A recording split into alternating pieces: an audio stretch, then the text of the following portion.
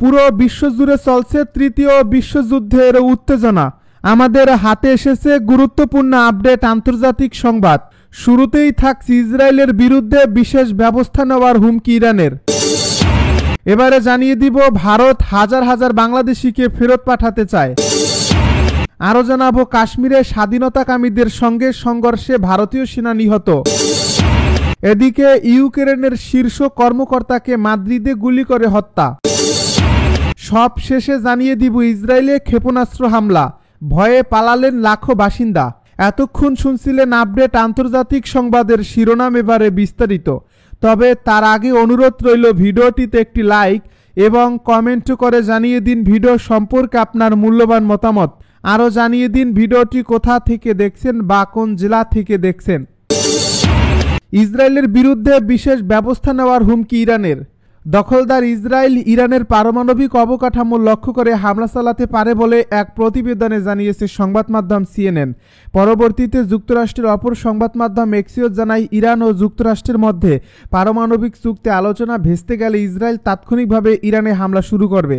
এমন হুমকির মুখে দখলদারদের পাল্টা হুমকি দিয়েছে ইরান। দেশটি বলছে আন্তর্জাতিক সম্প্রদায় যদি কার্যকর ব্যবস্থা না নেয় তাহলে নিজেদের পারমাণবিক অবকাঠামো রক্ষায় তারা ইসরায়েলের বিরুদ্ধে বিশেষ ব্যবস্থা নিতে বাধ্য হবে। ইরানের পররাষ্ট্রমন্ত্রী আব্বাস আরাকচি বৃহস্পতিবার জাতিসংঘের মহাসচিব অ্যান্তোনিও গুতেরেসের কাছে একটি চিঠিতে বলেছেন, ইহুদিবাদী ইসরায়েলের যে কোনো দুঃসাহসিকতার বিরুদ্ধে ইরান কঠোর সতর্কতা দিচ্ছে। সন্দেহাতীত ইসরায়েল সরকারের যে কোনো ধরনের অনৈতিক কাজ ও হুমকির জবাব দেবে। ইসরায়েলি হামলার বিরুদ্ধে কার্যকর ব্যবস্থা নিতে আমরা আন্তর্জাতিক সম্প্রদায়কে আহ্বান জানাচ্ছি। যদি এগুলো বিবেচনায় না নেওয়া হয় তাহলে পারমাণবিক অবকাঠামো রক্ষায় ইরানকে বিশেষ ব্যবস্থা নিতে বাধ্য করা হবে। ইরানের পারমাণবিক অবকাঠামোতে হামলা চালাতে পুরোদমে প্রস্তুতি নিচ্ছে দখলদার ইসরায়েল। অন্যবারের মতো এবার শুধুমাত্র একদিনেই এই হামলা থেমে যাবে না, এটি অন্তত এক সপ্তাহব্যাপী চলবে। মার্কিন সংবাদ মাধ্যম এক্সিওসকে বৃহস্পতিবার এই তথ্য জানিয়েছেন দখলদার ইসরায়েলের দুটি সূত্র। তারা বলছেন যুক্তরাষ্ট্র ও ইরানের মধ্যে যে পারমাণবিক আলোচনা চলছে সেটি ভেস্তে যাওয়ার অপেক্ষায় আছেন প্রধানমন্ত্রী বেঞ্জামিন নেতানিয়াহু। আলোচনা ভেস্তে গেলেই ইরানে দ্রুত সময়ের মধ্যে হামলা চালানো শুরু করবেন তারা। সংবাদ মাধ্যমটি আরও জানিয়েছে ইসরায়েলি কর্মকর্তাদের মধ্যে কয়েকটি আগেও ধারণা ছিল যুক্তরাষ্ট্র ইরানের পারমাণবিক চুক্তি আলোর মুখ দেখবে, কিন্তু এখন তাদের কাছে তথ্য আছে এই চুক্তি হবে না। আর এমন কিছু হলে ইসরায়েলকে খুব দ্রুত সময়ের মধ্যে ইরানে হামলা চালাতে হবে বলে জানিয়েছে একটি সূত্র। তবে কেন দ্রুত হামলা চালাতে হবে সেটি স্পষ্ট করেননি তিনি। দুটি সূত্রই অপর সংবাদ মাধ্যম সিএনএনের একটি প্রতিবেদনের সত্যতা নিশ্চিত করছে। ওই প্রতিবেদনে বলা হয়েছে ইসরায়েল ইরানের পারমাণবিক স্থাপনায় হামলা চালানোর প্রস্তুতি নিচ্ছে বলে জানতে পেরেছে যুক্তরাষ্ট্রের গোয়েন্দা সূত্র। ইসরায়েলি সূত্রগুলো জানিয়েছে যুক্তরাষ্ট্রের গোয়েন্দারা তাদের প্রস্তুতি সম্পর্কে জানতে পেরেছে কারণ তারা ব্যাপক পরিকল্পনা প্রশিক্ষণ নিচ্ছেন। আর যুক্তরাষ্ট্রের সেনাবাহিনী সবকিছু জানে এবং সহজেই বুঝতে পারে ইসরায়েল কিসের প্রস্তুতি নিচ্ছে। আর এদিকে নেতানিয়াহু আলোচনা ভেস্তে যাওয়ার জন্য অপেক্ষা করছে জানিয়ে ইসরায়েলি সূত্রটি আরও বলেছেন, নেতানিয়াহু আলোচনা ভেস্তে যাওয়ার মুহূর্ত এবং ট্রাম্প ক্ষুব্ধ হওয়ার জন্য অপেক্ষা করছেন। আলোচনা সফল না হলে ট্রাম্প ইরানের পারমাণবিক অবকাঠামোয় হামলা চালাতে ইসরায়েলকে সবুজ সংকেত দেবেন। ভারত হাজার হাজার বাংলাদেশিকে ফেরত পাঠাতে চায়। বিপুল সংখ্যক বাংলাদেশিকে ফেরত পাঠানো প্রয়োজন বলে মন্তব্য করছে ভারত। দেশটি বাংলাদেশ সরকারকে এজন্য জাতীয়তা যাচাই প্রক্রিয়া ত্বরান্বিত করার আহ্বান জানিয়েছে। বৃহস্পতিবার সাপ্তাহিক ব্রিফিংয়ে ভারতীয় পররাষ্ট্র মন্ত্রণালয়ের মুখপাত্র রণধীর জয়সওয়াল বলেন, আমাদের এখানে বিপুল সংখ্যক বাংলাদেশি আছেন যাদের ফেরত পাঠাতে হবে। তিনি আরও বলেন, আমরা বাংলাদেশকে জাতীয়তা বাছাই করতে বলছি। আমাদের কাছে 2360 জনের তালিকা রয়েছে যাদের নিজ দেশে ফেরত পাঠাতে হবে। তাদের বেশিরভাগ কারাদণ্ড ভোগ করছে, কিন্তু কয়েকজনের জাতীয়তা বাছাই 2020 সাল থেকে থমকে আছে। শুধু বাংলাদেশি নয়, যারাই ভারতে অবৈধ উপায়ে প্রবেশ করছে তাদের সবাইকে আইন অনুযায়ী ফেরত পাঠানো হবে বলে মন্তব্য করেন রণধীর জয়সওয়াল। এদিকে গত কয়েকদিন ধরে অবৈধ বাংলাদেশিদের গ্রেপ্তারের প্রতিক্রিয়া ত্বরান্বিত করছে ভারত। গত মাসে গুজরাটে 1000 জনকে আটক করেছিল দেশটির পুলিশ, যাদের অনেকেই বাংলাদেশি ছিলেন। এছাড়া ভারত গত কয়েকদিন ধরে সীমান্ত দিয়ে অনেককে পুশ ইন করছে। এতে সহায়তা করছে দেশটির সীমান্তরক্ষী বাহিনী বিএসএফ।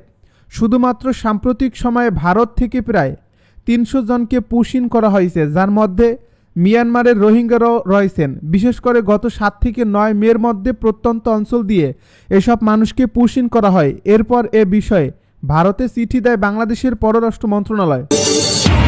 কাশ্মীরের স্বাধীনতাকামীর সঙ্গে সংঘর্ষে ভারতীয় সেনা নিহত।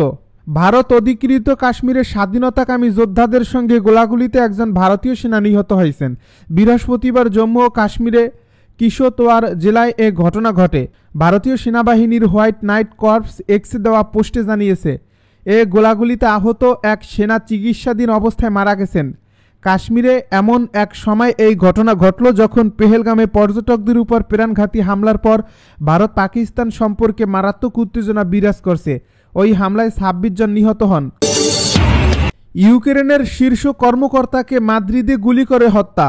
ইউক্রেনের সাবেক শীর্ষ কর্মকর্তা অ্যান্ডরি পোর্টনভ স্পেনের রাজধানী মাদ্রিদে অবস্থিত আমেরিকার একটি স্কুলের বাইরে গুলি করে হত্যা করা হয়েছে। এ বিষয়টি নিশ্চিত করছেন ব্রিটিশ সংবাদ মাধ্যম বিবিসি। 51 বছর বয়সী পোর্টনভ মাদ্রিদের পেজুয়েলো দে আলকর্ন এলাকায় অবস্থিত আমেরিকান স্কুলে তার সন্তানকে রেখে গাড়ির সামনে হেঁটে আসার সময় গুলিবিদ্ধ হন তিনি। প্রত্যক্ষদর্শীরা জানিয়েছে, অপরিচিত একজন হামলাকারী তার উপর একাধিকবার গুলি চালিয়ে বনভূমির দিয়ে পালিয়ে যায়। অন্তত 5 থেকে 6টি গুলির শব্দ শোনা গেছে। ড্রোন এবং হেলিকপ্টার ব্যবহার করে পুলিশ বন্দুকধারীকে খুঁজছে।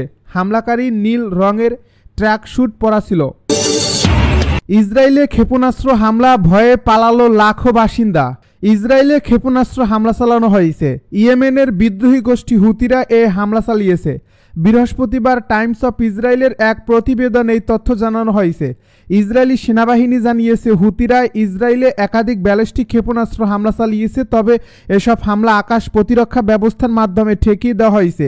এ প্রতিবেদনে বলা হয়েছে, বৃহস্পতিবার ভোর রাতে প্রথম ক্ষেপণাস্ত্রটি ছোড়া হলে ইসরায়েলের কেন্দ্রীয় অঞ্চল বিশেষ করে তেল আবিবে সাইরেন বেজে ওঠে।